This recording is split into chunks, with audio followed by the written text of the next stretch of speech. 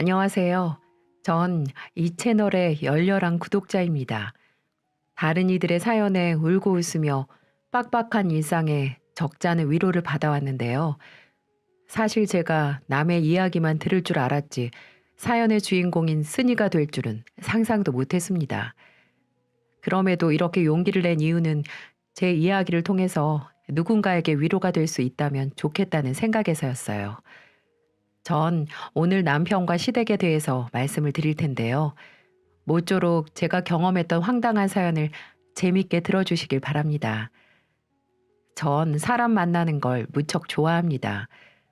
저희 아버지는 오래전부터 시장 안에서 커튼집을 하셨거든요. 어릴 적에도 아빠 가게에서 노는 걸 좋아했던 저는 가게에 멀뚱히 앉아 오고 가는 사람들 구경하는 걸 놀이처럼 여겼던 것 같아요. 건너편에 있는 생선집 아저씨, 그 옆에는 닭 머리를 툭툭 잘라내는 닭집 아저씨가 있었고, 한 푼이라도 더 깎으려는 손님들과 손사래를 치는 아버지의 모습이 어른이 된 지금까지도 잔상처럼 남아 있습니다. 그래서인지 저도 잔정이 많고 사람 좋아하는 성격이 됐는지도 모르겠어요. 학교를 졸업하고 평범한 직장인으로 살면서도 되도록 원만한 인간관계를 맺으려고 노력했고, 사람들에게 밝고 긍정적인 에너지를 주는 걸 기쁨으로 알았습니다. 하지만 사람을 대하는 태도가 그게 전부가 아니라는 건 결혼을 하고 나서야 비로소 알게 되었습니다. 남편은 우연찮게 친구 소개로 만나게 됐는데요. 소개팅을 목적으로 만난 게 아니라 같이 술자리 하면서 제 마음속에 들어오게 된 거였죠. 당시 남편은 중견 건설회사에 다니고 있었는데 까무잡잡한 피부에 하얀 치아가 도드라진 남성다운 매력이 있는 사람이었어요. 그런 외향적인 모습 말고도 사람이 참 소처럼 순하고 말 한마디도 함부로 하지 않는 점이 제 눈길을 확 끌어당겼죠. 관심이 있던 건 저뿐만이 아니라 남편도 제게 매력을 느꼈었대요. 자기와는 다르게 외향적이고 사람을 기분 좋게 만드는 밝은 모습이 인상 깊었다네요. 서로에게 끌린 우리 두 사람은 금세 연인으로 발전을 했고요. 연애 9개월 만에 결혼을 했습니다. 그런데 제가 급하게 결혼한다는 소식에 주변 사람들이 고개를 갸웃거리더라고요. 왜 이렇게 빨리 결혼을 하느냐? 사람은 오래 만나봐야 안다. 혹시 속도 위반이냐? 등등. 갖은 구설과 충고들이 오르내리는 겁니다. 하지만 제 귀엔 그들의 말이 들리지 않았습니다. 사람 만나는 걸 좋아했던 저는 사람 보는 눈 정도는 누구보다 밝다고 생각했거든요. 그 남자에게 확신이 있었기 때문에 결혼을 망설일 필요가 없다고 생각한 거죠. 게다가 남편의 부모님들이 따뜻하고 좋은 분들이라는 걸 알고 있었기 때문에 더욱 확신을 가질 수 있었죠. 시댁은 남편을 포함해서 시부모님과 시누이 이렇게 네 식구가 살고 있었어요. 집안 형편은 썩 좋은 편은 아니었지만 사랑을 듬뿍 주시는 온화한 시부모님 덕분에 그런 건 별로 문제처럼 느껴지지도 않았습니다. 시댁 근처에는 맑은 물로 유명한 계곡이 있었는데 시댁 식구들은 볕이 뜨거운 날이면 그 계곡에 자주 다니곤 했습니다. 시부모님들은 그런 날이면 저를 꼭 불러서 보양식을 먹이곤 했죠. 소희야, 팍팍 좀 먹어. 이렇게 뜨거운 날에는 약초 먹인 백숙이 최고야. 내가 우리 예쁜 며느리 이거 먹이고 싶어서 얼마나 기다렸는데. 그래요, 어머니? 어머니 덕분에 저 너무 뚱뚱해지는 거 아니에요? 아이고, 좀 뚱뚱해지면 어때서? 아무리 그래도 내 눈엔 예쁜 며느리기만 한데. 시어머니는 손수 닭다리를 뜯어서 제게 건네곤 하십니다. 곱지 않은 시누이 눈치가 신경이 쓰였지만 시부모 사랑을 받는 재주도 다 제 능력 아니겠어요? 시쳇말로 고부갈등 고부갈등 하는데 전 대체 그게 무슨 말인지 모를 만큼 사랑을 듬뿍 받았죠. 저를 향한 시부모님의 사랑은 언제나 넘치셨습니다. 소희야, 이번 주말에 시간 괜찮으면 나랑 백화점 한번 다녀오자. 왜요, 어머님? 뭐 필요한 거 있으세요? 아니, 내가 일하는 곳에서 수고했다면서 백화점 상품권을 줬지 뭐니. 그래서 우리 며느리 옷 한 벌 사주려고. 시간 괜찮지? 네? 아유, 그럼 어머니 필요한 거 사면 되지. 무슨 옷이에요? 아니야. 내가 진즉부터 너 뭐 하나 꼭 사주고 싶었는데 마침 잘 됐지 뭐니. 우리 며느리 예쁜 옷 하나 하자. 어머님도 참 넉넉지 않은 형편을 늘 미안해하시며 조금이라도 더 내어주시려는 시어머니의 사랑이 참 감사했습니다. 친정엄마가 갑작스럽게 암으로 돌아가셨을 때도 시부모님은 버선발로 달려와 진심으로 위로를 해주셨어요. 아이고, 우리 사부인 불쌍해서 어쩌면 좋니. 소희야, 어떡하니, 어떡해. 눈물이 고인 시어머니가 절 품에 안고 등을 쓸어주시는데 서름이 왈칵 쏟아지는 겁니다. 저는 어린아이처럼 울음을 터뜨리고 말았네요. 시어머니는 장례를 치르는 내내 제 곁을 지켜주셨어요. 조문객이 몰려와 정신이 없을 때도 손수 음식을 나르며 일손을 거들어 주셨죠. 어머니, 그러지 말고 이리 와서 쉬세요. 어머니 힘드세요. 난 하나도 힘들지 않으니까 내 걱정이랑 말고. 소희 너 여태 아무것도 먹지 않았지? 이럴수록 억지로라도 먹어야 한다. 슬퍼하는 것도 힘이 있어야 할 수 있는 거야. 소희야, 착하디 착한 사부인 분명 좋은 곳에 가셨을 거다. 우리 그렇게 생각하면서 잘 보내드리자. 어? 시어머니는 마치 당신이 겪는 일처럼 함께 우시고 함께 슬퍼해 주셨습니다. 그것만으로도 제게 얼마나 큰 힘이 됐는지 모르겠어요. 그 덕분에 전 장례를 잘 치렀고 친정엄마를 좋은 곳에 모실 수 있었어요.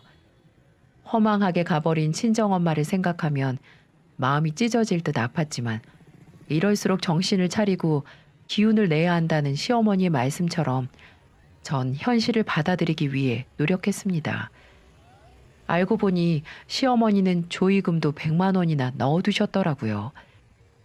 뻔히 아는 시댁 살림을 생각해보면 시어머니가 얼마나 절 생각하신 건지 어렵지 않게 알 수 있었죠. 성실한 남편과 따뜻한 시부모님, 힘들 때 제 곁을 지켜주는 사람들이 있어서 마음이 참 든든하고 행복했습니다. 이런 남편과 결혼을 한 것이 제 인생에서 제가 가장 잘한 일이라는 생각이 들 정도로 말이죠. 하지만 이런 제게 어려움이 생기기 시작한 건 남편의 회사에 작은 문제가 생기고부터였어요. 남편이 현장 책임자로 근무를 하고 있던 건설 현장에서 점심을 먹은 노동자들이 집단으로 식중독을 일으킨 사건이 있었는데 알고 보니 점심을 제공하는 식당의 식자재에 문제가 있던 것으로 드러난 것이죠. 그 사건 때문에 공사 현장이 이틀간 중단되는 일이 벌어졌고 회사에선 이에 대한 책임을 남편에게 물어 감봉 3개월에 처한다는 것이었어요. 하지만 남편은 자신은 현장 관리자일 뿐 민간 식당까지 관리할 수 있는 건 아니라고 문책성 처분에 반발을 했는데요. 이 문제가 점점 불거지는 바람에 남편은 사표까지 내야 하는 상황에 처하게 된 것이었죠. 사실 아내인 제 입장에서도 남편이 충분히 억울할 수 있는 상황이었습니다. 그렇지만 직장에 다니다 보면 이런 일 저런 일 겪을 수 있는 거잖아요. 감봉 3개월이 쓰다 하면 쓴 처분이었지만 못 견딜 수준은 아니잖아요. 좀 억울한 면은 있어도 직장을 때려치울 수준은 아니라는 말이죠. 하지만 자존심을 굽히지 않던 남편은 결국 회사를 그만두고 말았습니다. 저는 갑자기 실업자가 돼버린 남편을 보며 한숨이 나올 수밖에 없었고요. 물론 저도 돈을 벌곤 있었지만 생활비에다 양가 부모님 용돈부터 대출 이자까지 제가 모두 감당하기에는 벅찬감이 있었습니다. 그래도 남편 기죽이기 싫어서 잔소리도 하지 않았습니다. 이 남자 이제 내세울 건 자존심 하나밖에 없는데 아내가 꺾어버리면 안 된다는 생각이 있었죠. 여보, 괜찮아. 그깟 회사 또 구하면 되지 뭐. 당신이 일했던 경력이 있으니까 분명히 다른 회사에서 좋은 기회를 줄 거야. 그래, 그렇게 말해줘서 고마워, 여보. 그런데 나 이제 회사는 그만 다니고 싶어. 어? 그게 무슨 소리야? 회사를 다니지 않으면 어쩌려고? 사실은 나 치킨집을 하나 해볼까 하는데 유명 프랜차이즈 치킨집 차리면 본사에서 다 관리해주니까 해볼만 한 일인 것 같아. 어떻게 생각해? 그러니까 장사를 하겠다고? 장사는 아무나 하는 게 아니잖아. 장사 같은 걸 한 번도 해보지 않은 사람이 어떻게 장사를 해보겠다고 그래? 그러니까 프랜차이즈를 한다는 거지. 거기에선 교육 관리가 체계적이니까 초보 사장도 성공할 수 있다니까. 그래도 너무 그건 위험해. 평생 직장만 다닌 사람이 그 많은 돈 투자해서 장사를 한다는 게 쉽지 않아, 여보.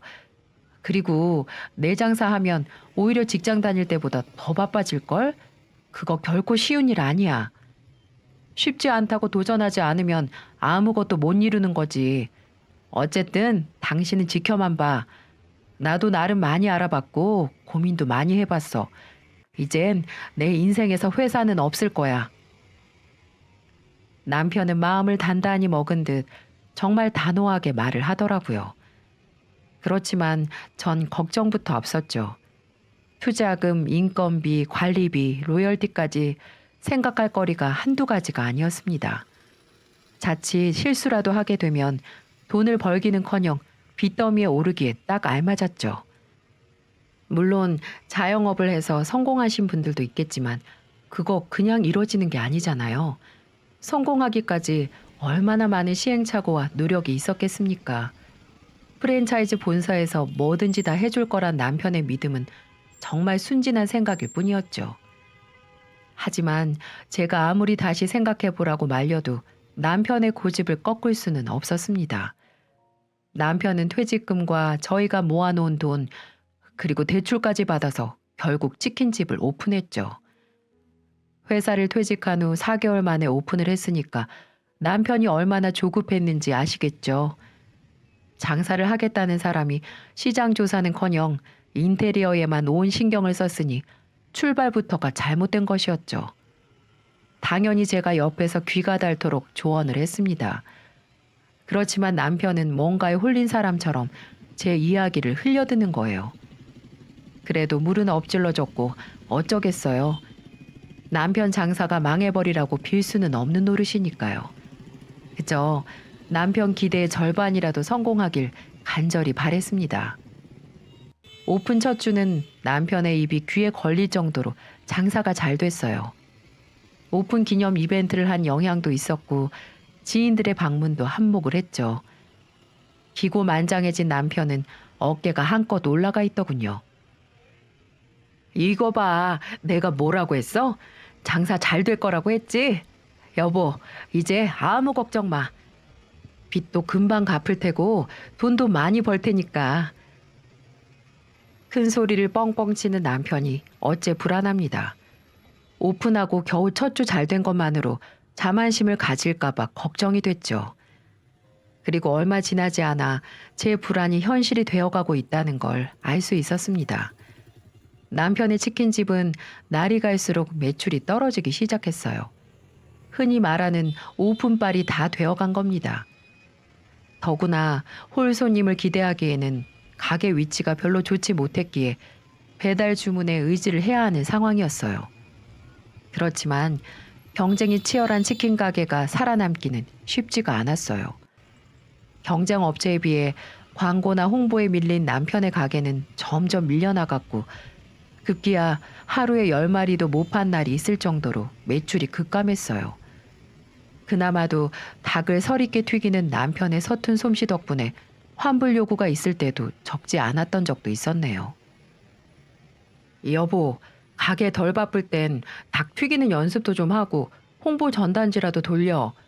첫 해에는 나 죽었다 생각하고 가게가 자리 잡을 때까지 최선을 다해봐야지. 이렇게 넋놓고 있다간 죽도 밥도 안 돼. 닭 튀기는 연습은 이 정도면 돼. 닭 튀기는 게 다 거기서 거기지 뭐. 나만 장사 안 되는 거 아니야. 요새 다 장사 안 돼. 경기 풀릴 때까지 기다리면 다 잘 될 거야. 남편은 태평한 소리만 합니다. 정말 제가 직장을 다니지 않았다면 차라리 제 손으로 운영하고 싶은 마음이 굴뚝 같았으니까요.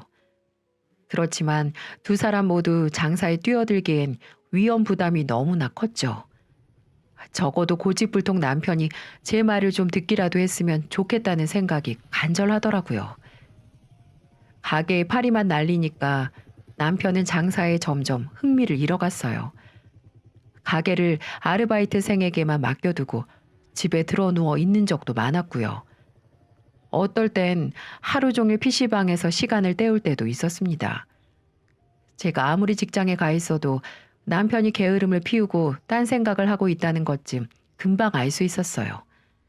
제 손바닥 위에 있는 남편이 뭘 하고 있는지 눈에 훤했거든요.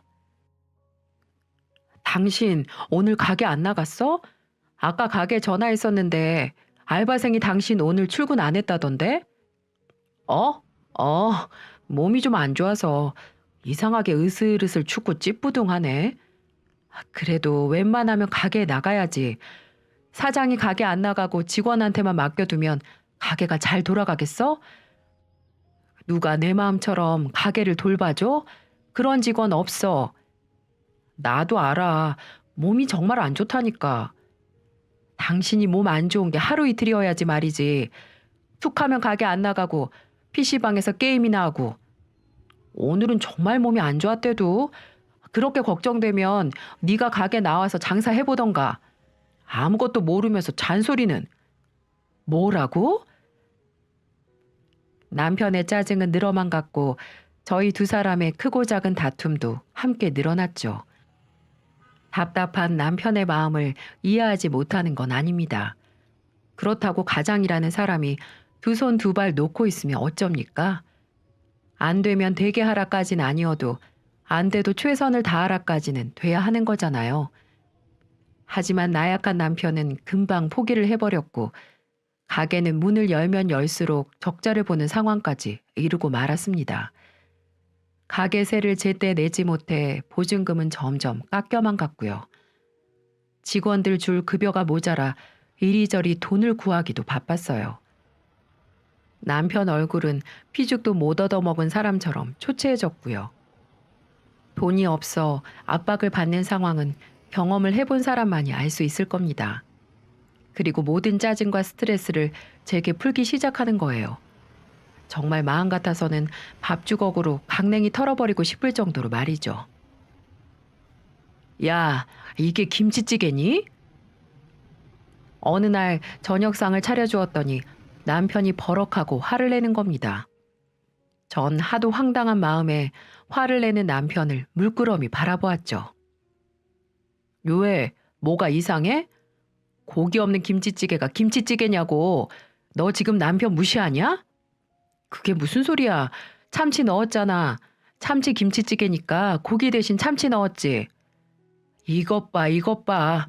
남편이 한마디 하면 꼭 10마디 하는 버릇 좀 보라고.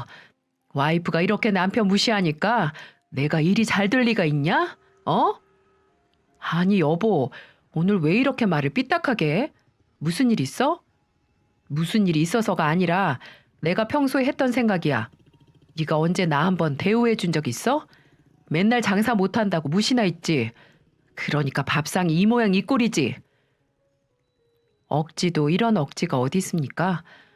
전 갑자기 모나게 구는 남편이 어색하게 느껴졌어요. 장사 때문에 스트레스를 받는 건 알겠지만 적어도 제가 아는 순수하고 듬직한 남편은 아니었으니까요. 솔직히 그날 김치찌개를 남편 면상에다 부어버리고 싶은 마음이었지만 그래도 꾹 참았습니다. 100번 양보해서 사업 스트레스 때문에 그러려니 하고 넘어갔죠.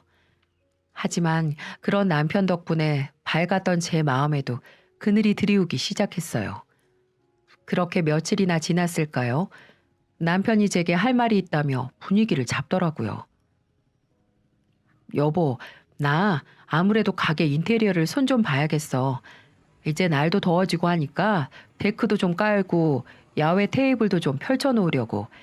그럼 손님이 더 늘 것 같아.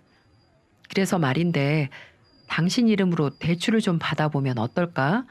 한 3천 정도면 충분할 것 같은데 당신은 아직 신용도 괜찮잖아. 뭐라고? 가게에다 또 돈을 투자하겠다고? 오픈한 지가 얼마나 됐다고 인테리어를 다시 한다는 게 말이 돼? 누가 인테리어를 싹 바꾼대? 손님을 더 받으려고 보강을 한다는 거잖아. 아무튼 난 반대야. 장사가 안 되는 문제를 왜 인테리어에서 찾아? 죽을 힘을 다해서 해보고 말을 해야지. 야, 넌 남편이 죽을 힘을 다한 것 같지 않아 보이니? 내가 얼마나 힘든 줄 당신이 상상이나 해? 됐어. 아무튼 난 빚까지 내면서 가게에다 돈 쏟아부을 생각 없으니까 그렇게 알아. 뭐? 넌 남편 힘든 건 안중에도 없지? 네 관심은 오직 돈밖에 없잖아. 그치? 뭐라고? 어떻게 나한테 그렇게 말할 수 있어? 나 당신 가게 차린다고 했을 때 끝까지 반대하고 싶었지만 꾹 참았어. 당신이 돈 한 푼 벌어오지 못할 때 나 회사에서 야근하면서 돈 벌어왔다고. 그럼 나한테 어떻게 그런 말을 할 수가 있어? 됐어. 그깟 월급 몇 푼 벌어왔다고 생색내는 꼴하고는 도저히 못 봐주겠다. 남편 사업이 망해가든 말든 신경도 쓰지 않는 너한테 질렸다고. 뭐라고? 정말 말 다 했어? 변해가는 남편이 참 미웠습니다.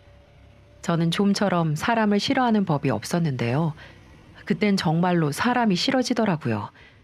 그 대상이 바로 남편이라는 것도 서글펐고요. 하지만 아무리 그렇다 해도 또 대출을 받아서 가게에 들이부을 수는 없었어요. 망해가는 가게여서가 아니라 장사할 자세가 되어 있지 않는 남편 때문에라도 더더욱 그럴 수가 없었습니다. 결국 남편은 3년 만에 가게를 접게 되었어요. 만약에 대출을 받아 인테리어를 해주고 가게 접었다고 생각해 보세요. 보증금은 고사하고 거의 빈손으로 나올 수밖에 없었겠죠. 남편은 의욕만 앞섰지 생각이라는 걸 하지 않는 단순한 인간이었습니다. 그러니 시간이 지날수록 제 가슴만 타들어가는 것만 같았어요.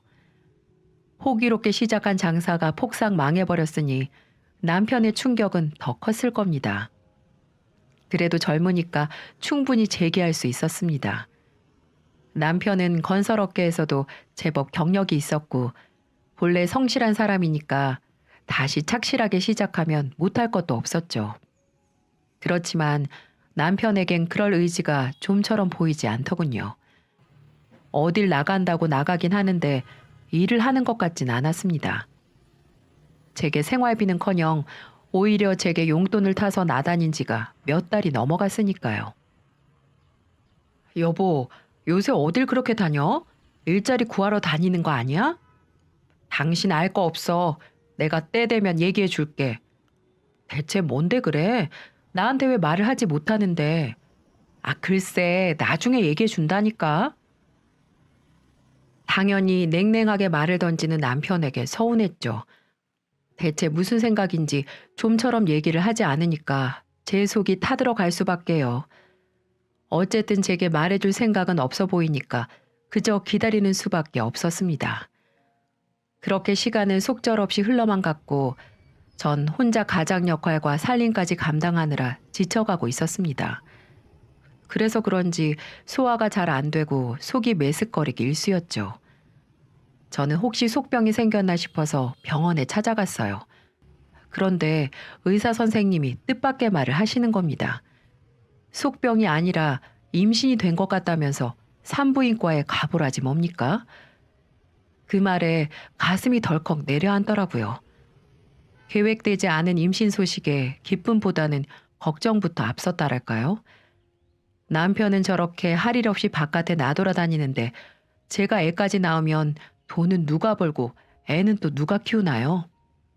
남들은 임신됐다고 하면 박수치며 기뻐해주고 축하해준다는데 저는 정반대였습니다. 산부인과에 가는 내내 속으로 제발 임신 아니어라. 제발 아니게 해주세요. 하나님 부처님 부탁드립니다. 이렇게 기도를 하고 병원을 갔었던 것 같네요. 왜냐하면 이런 상황에서 애를 낳고 싶진 않았으니까요. 태어나도 아이가 불행할 것만 같았습니다. 그런데 이런 제 처지를 모르는 산부인과에서는 제가 임신 3개월째라고 하더군요. 하늘이 무너지는 줄 알았습니다. 현재 저희 상황에서는 제가 돈을 벌어야 했고 대출금 생활비 모두 제가 책임져야 했거든요. 언제 남편이 정신 차려서 생활 전선에 뛰어들지도 몰랐고요. 그날 전 남편에게 훌쩍이면서 임신 사실을 말했어요. 그런데 이 속 없는 남편은 활짝 웃으면서 좋아하는 겁니다. 와, 정말? 진짜 임신이래? 진짜 잘 됐다. 잘 됐어. 당신 진짜 수고했어. 그런데 여보, 나 출산하면 일을 하지 못하는데 어떡해? 우리 애 키우고 살려면 돈을 벌어야 하는데. 에이, 그런 걱정하지 마. 그건 내가 다 알아서 할 테니까 당신은 회사 그만두고 애 잘 낳고 잘 키울 생각이나 해. 진짜? 그 말 진심이야? 당신 무슨 계획이라도 있는 거야? 아직 준비 중인데 아무튼 내가 좀 더 구체화되면 얘기해 줄 테니까 나 믿고 기다려봐. 당신이랑 우리 아기 굶길 일 없게 할 테니까 걱정하지 마. 그렇게 큰 소리를 치는데 당최 미덥지가 않은 거예요. 남편이 가게를 날려먹은 바람에 빚은 빚대로 있죠. 그렇다고 딱히 무슨 일을 하는 것 같지는 않죠.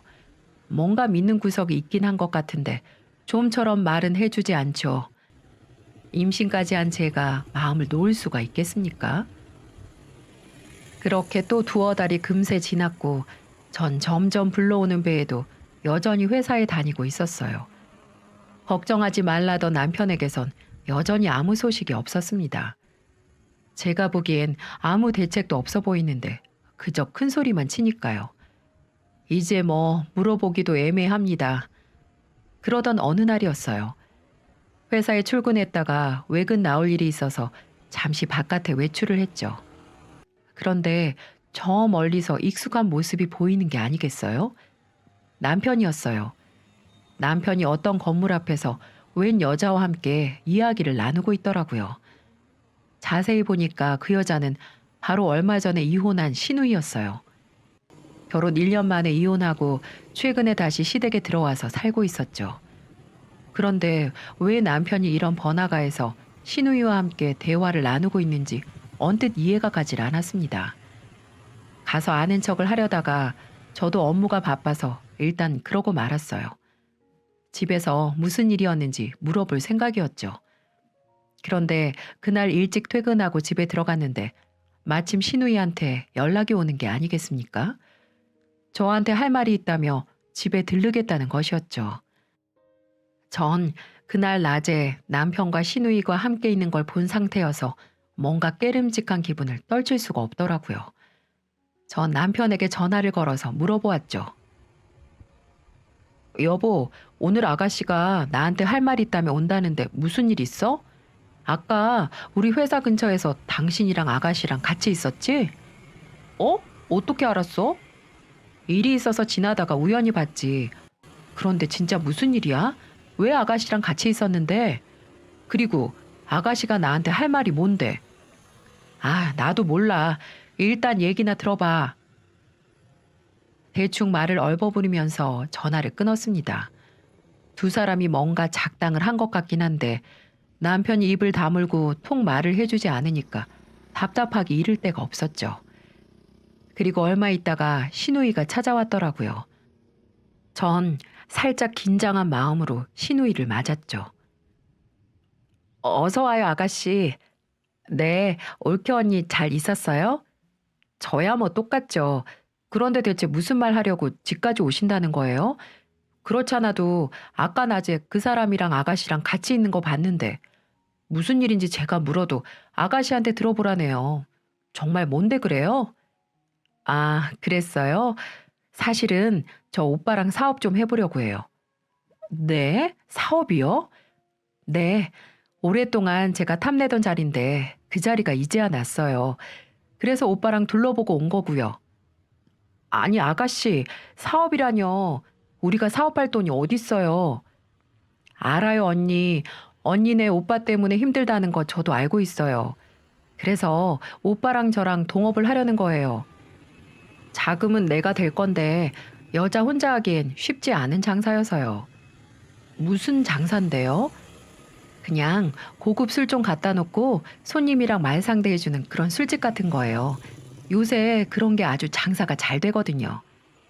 그러니까 오빠랑 술집을 한다는 거예요? 아유, 언니도 참. 그냥 일반 술집이 아니라 바 같은 고급 술집이라니까요. 나 참. 고작 알아본다는 게 남자 상대로 일하는 그런 술집 말하는 거예요? 그리고 거기서 남편이 무슨 일을 한다는 거예요? 아, 오빠는 바 옆에다가 호프집을 차린대요. 가족끼리 바로 옆에서 장사하면 얼마나 보기 좋아요. 지금 시국이 시국인지라 임대료도 굉장히 저렴하고 월세도 반값이라니까요. 말문이 막혀서 나오지도 않았습니다. 남편이 그렇게 큰 소리를 친 이유가 바로 이것 때문이었나 봐요. 아가씨가 소시적에 좀 놀았다고 하더니만 고작 하겠다는 사업이 남자들 상대로 시중을 드는 술집이라뇨. 현기증이 나는 것처럼 머리가 빙글빙글 돌더라니까요. 그런데 제 골을 더 아프게 한 건 아가씨의 터무니없는 요구 때문이었습니다. 어차피 자금은 제가 될 건데 저도 가지고 있는 돈이 많지 않아요. 이래저래 알아보니까 저축은행 쪽에서 대출을 땡겨준다고 하거든요. 그런데 문제가 보증인이 필요하다는 거예요. 언니도 알겠지만 오빠는 직장인이 아니어서 보증인 되기가 어렵고 언니가 도와주면 어렵지 않게 오픈할 수 있을 것 같은데 어차피 오빠랑 함께 하는 거니까 그 정도는 도와줄 수 있죠? 여러분, 이게 대체 말이 되는 소린가요? 4대 보험 되고 직장 다니는 나보고 대출을 받아달라는 겁니다. 본인들은 신용 등급도 안 좋고 대출이 원하는 만큼 안 나온다면서 말이죠. 그리고 요즘 은행권은 보증 제도가 거의 사라졌기 때문에 대출 받으려면 제2, 3금융권에서 빌려야 했는데 여러분들도 알다시피 대출 이자가 15%가 넘는데 어떤 미친년이 떡하니 빌려줄 수 있겠어요? 뻔뻔하게 말하는 주둥아리를 확 한 대 때리고 싶은 충동이 일었습니다. 술집을 차리기 위해 저보고 보증까지 서라는 말이 아무렇지도 않게 나올 수 있다는 게 정말 대단했어요. 전 정신을 똑바로 차리고 말했죠. 아가씨, 그게 말이나 되는 얘기예요? 저한테 상의 한마디 없었잖아요. 두 사람이 그렇게 결정하고 통보하면 제가 허락할 줄 알았어요? 뭐 술집이요? 그게 말이나 되는 얘기예요? 언니, 무슨 말을 그렇게 섭하게 해요? 그냥 술집이 아니라니까요. 그리고 남자가 일 좀 하겠다는데 언니한테 일일이 허락을 받아야 돼요? 오빠가 무슨 어린애예요? 우린 부부 사이잖아요. 그런 일을 하려면 먼저 상의를 했었어야죠. 그게 당연한 거예요, 아가씨. 아, 그런 거 모르겠고 보증 서주던가 아님 깔끔하게 1억만 언니 명의로 대출 받아줘요. 언니는 집 담보로 대출 조금 받고 은행에서 빌릴 수도 있을 거 아니에요. 언니, 가족 좋다는 게 뭐예요? 부탁 좀 드려요. 신우이는 저한테 이런 개 뼈다귀 같은 소리를 하는 거 있죠? 저는 도저히 참지 못하고 질러버린 상황까지 오게 되었죠. 뭐라고요? 정말 말 같지도 않은 소리 하지도 마요. 그리고 모르시나 본데 집 담보로 남편이 얼마나 대출 받았는지는 알아요? 그런데 나보고 또 대출을 받아서 달라고요? 어떻게 생각하는 게 두 남매가 그렇게 똑같을까요? 좀 생각이라는 걸 하고 저한테 말하세요. 사치심에서 이혼 당했으면서 아직도 정신 못 차려요? 언니, 말 다 했어요, 지금? 얼굴이 붉어진 신우이는 한참을 씩씩거리다가 빈손으로 돌아갔습니다. 100번을 씩씩거려 보라고 하세요. 아가씨든 남편이든 전 이런 일에는 절대 도와줄 생각이 없었거든요. 보증이요? 명의요? 정말 기가 차네요. 어쩜 두 사람 머리에서 그런 생각밖에 나오지 않을까요? 그렇게 제가 분을 삼키고 있는데 초인종이 울리더라고요. 이제 보니까 저희 집 안방에다 암막 커튼을 해주시기로 한 친정아버지와 약속이 생각났습니다. 임신 5개월 차가 되니 이상하게 불면증에 시달리는 것 같고 도통 잠이 오질 않더라고요. 아마도 스트레스라든지 불안감 이런 것 때문일 거예요. 그래서 쉬는 날에 편히 낮잠이라도 자고 싶어서 커튼을 운영하시는 아빠한테 암막 커튼을 부탁했어요. 마침 그날이 아빠가 오시기로 한 그날이었어요. 친정 아버지가 안색이 좋지 않은 제 얼굴을 보며 걱정스러운 투로 물으시더군요. 딸, 너 무슨 일 있니? 아니에요. 임신 5개월쯤 되니까 속이 좀 불편해서 그래요. 아이고, 네 엄마도 입덧이 그렇게 심했었는데 너도 꼭 닮은 모양이다. 아무리 속이 안 좋아도 뭐 좀 먹어야 할 텐데. 네, 걱정 마세요, 아빠. 제가 알아서 할게요. 아버지는 공구와 커튼을 챙겨서 안방으로 들어가셨고, 전 아버지에게 해드릴 음식을 준비하고 있었습니다. 시누이와 남편 때문에 제 속이 아니었지만, 일단 최대한 티를 내지 않으려고 노력했죠. 아버지께 괜한 걱정을 끼치고 싶진 않았거든요. 그 사이 남편이 집으로 돌아왔는데 다짜고짜 제게 성질을 내는 게 아니겠어요? 적반하장도 유분수지 누가 누구한테 화를 내는 건지 눈이 뻘개진 남편이 제게 독설을 쏟아냅니다. 마치 성난 사자처럼 저를 몰아붙이기 시작하는데 어찌나 황당하던지요. 야, 장소희, 너 미쳤냐? 뭐? 갑자기 무슨 소리야? 너 보증 못 서겠다고 했다며? 그리고 술집 여자냐고 무시했다며? 넌 뭐가 그렇게 잘나서 나 하는 일마다 회방을 놓니? 손가락 빨다가 굶어 죽어봐야 정신 차릴래? 아니 그럼 이게 말이나 돼? 나보고 술집 차릴 수 있도록 보증 서라는 게 말이나 되냐고. 그리고 내가 언제 아가씨한테 술집 여자라고 했다고 이래? 대체 아가씨가 뭐라고 했길래? 그리고 당신도 제정신 못 차리고 시누이 역가에게다가 또 호프집 차린다고 했다며? 둘이 정말 미친 거 아니야? 그리고 왜 니네들 돈 없어서 가게 차리기 힘든 걸 나한테 의질하냐고. 내가 니네들 봉이야? 호구야? 너 끝까지 이럴래? 너 때문에 내 인생 이렇게 망가진 거 어떻게 보상할 건데? 어? 사사건건 남편 무시하고 시댁 무시하고 그러면 네 속이 편하냐? 어? 제발 정신 좀 차려. 그냥 착실하게 회사 다니면 될 것이지 무슨 바람이 불어서 집안을 말아먹으려고 하는 건데. 능력도 돈도 없는 백수 주제 눈만 높아가지고는 이럴 거면 이혼해. 그러자 남편 손이 제 뺨을 후려치는 겁니다. 전 고개가 돌아간 채로 할 말을 잃고 말았죠. 눈에 살기가 밴 남편은 제가 아는 사람이 절대 아니었어요. 사람이 왜 이렇게 변해버린 건지 전 이 상황이 도무지 믿기지 않았습니다. 하지만 남편은 안방에서 나온 친정 아버지를 보곤 입을 다물지 못했어요. 장인어른이 있을 줄은 꿈에도 몰랐던 겁니다. 전동 드릴 들고 나온 아빠를 보자 마치 저승사자를 보는 듯한 얼굴로 기겁을 하기 시작하더군요.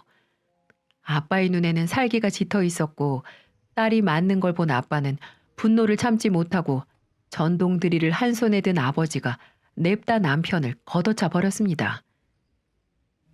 이 새끼가 감히 누구한테 손을 대? 너 대가리에 빵꾸 한번 놔볼래? 장인어른, 그게 아니라 너 이 새끼야. 우리 소희 데리고 갈 때 나한테 뭐라고 그랬어? 손에 물 한 방울 안 묻히고 귀하게 받들면서 산다고 그랬지? 그랬어? 안 그랬어? 그랬습니다. 여자 뺨 날리는 게 받들면서 사는 거냐? 이 새끼야? 어? 죄송합니다. 임신한 아내 잘 보살펴줄 생각을 못하고 이 손이나 대는 못난 새끼. 너 다신 내 얼굴 볼 생각 말어. 알아들었어? 장인어른. 전동 드릴을 든 친정 아버지는 제가 봐도 엄청 무서웠어요. 그렇게 화가 난 아버지의 모습은 저도 처음 봤습니다. 아버지는 남편의 대갈통을 주먹으로 한 대 더 내리치며 제 손을 붙들고 나가버렸어요. 전 그 길로 친정집으로 갈 수밖에 없었죠. 그리고 그날 전 여태껏 있었던 일을 아버지께 다 말씀드렸어요. 분개한 아버지는 당장 이혼하라고 성하셨고 저도 고민 끝에 그게 맞다는 판단을 내렸습니다. 아직 태어나지 않은 아이를 위해선 어떤 선택이 최선일진 확신할 수 없었지만 적어도 변해버린 남편에게 희망은 없어 보였으니까요. 그 뒤로도 남편에게서 연락이 여러 번 왔지만 전 더 이상 대화를 할 필요를 느끼지 못했습니다. 그리고 얼마 후에 전 남편을 상대로 이혼 소송을 진행했어요. 결국 몇 번의 부침 끝에 우리는 결국 이혼을 했고 양육권과 재산 분할도 모두 제가 유리한 쪽으로 판결이 났습니다. 제 결혼 생활의 끝은 좋지 못했지만 아이를 위해서라도 옳은 선택을 한 것 같다는 생각이 들었거든요.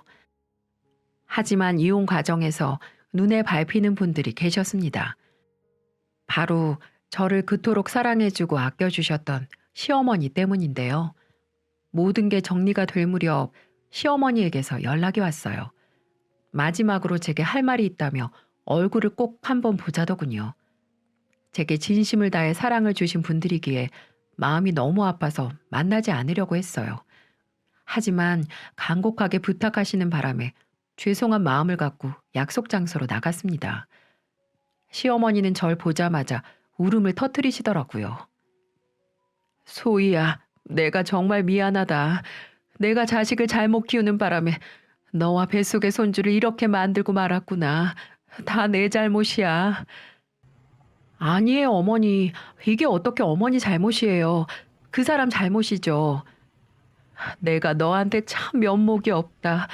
우리 아들 어떻게 저렇게 변했는지 나도 통 알 수가 없구나. 앞으로 어떻게 하면 좋다니. 내가 이놈 때문에 요즘 사는 게 아니다. 정말 가슴이 아파 살 수가 없구나. 어머니, 좋은 모습 보여드리지 못해서 죄송해요. 그 사람하고 인연은 여기까지인가 봐요. 그래. 이 늙은이가 염치 없이 너한테 다시 돌아와 달라고 어떻게 부탁할 수 있겠니? 나도 딸 자식을 키우고 있는 어미이건을 내가 이렇게 사과하마 정말 미안하다. 못난 아들하고 그동안 살아줘서 정말 고맙구나. 그리고 이거. 어머니, 이게 뭐예요? 얼마 안 된다. 이걸로 우리 손주 키우는데 보탰어. 마음 같아선 많이 주고 싶다마는 내 형편 너도 알잖니. 그래도 잘 살기 바라는 마음으로 주는 거니까 부디 받아주렴. 어머니는 제게 봉투를 건네고는 황급하게 그 자리를 떠나셨어요. 봉투 안에는 500만 원이나 들어있더군요. 그렇잖아도 모자란 살림인데 그 돈을 마련하기 위해 얼마나 애를 쓰셨겠어요. 아마 장롱 속에 10원짜리 하나까지 모아서 이 돈을 마련하셨을 겁니다. 한없이 착한 시어머니에게 얼마나 죄송한 마음이 들었는지 몰라요. 그리고 제 눈에서 나온 주체할 수 없는 눈물은 아마도 어머니에 대한 존경심과 사랑일 겁니다. 그렇게 전 남편과 시댁과의 인연이 끝이 나게 됐습니다. 나중에 들은 얘기지만 남편은 시누이와 억지로 술집을 열었고 결국 1년도 못 돼서 망해버렸다고 하네요. 비상시국에 술집을 차린 사람들 제정신입니까? 이제는 님이 아닌 남이 됐는지라 참견할 일은 아니지만 시어머님 생각해서 제발 두 남매 정신 차려서 잘 살기를 바랄 뿐입니다. 부모가 무슨 죄인가요? 에휴, 지금은 얼핏 듣기로는 전 남편은 택시 운전을 한다는데 양육비나 제대로 보태줄 수 있을지 모르겠네요. 전 지금은 건강한 아이를 무사히 낳았고 친정 아버지와 살고 있어요.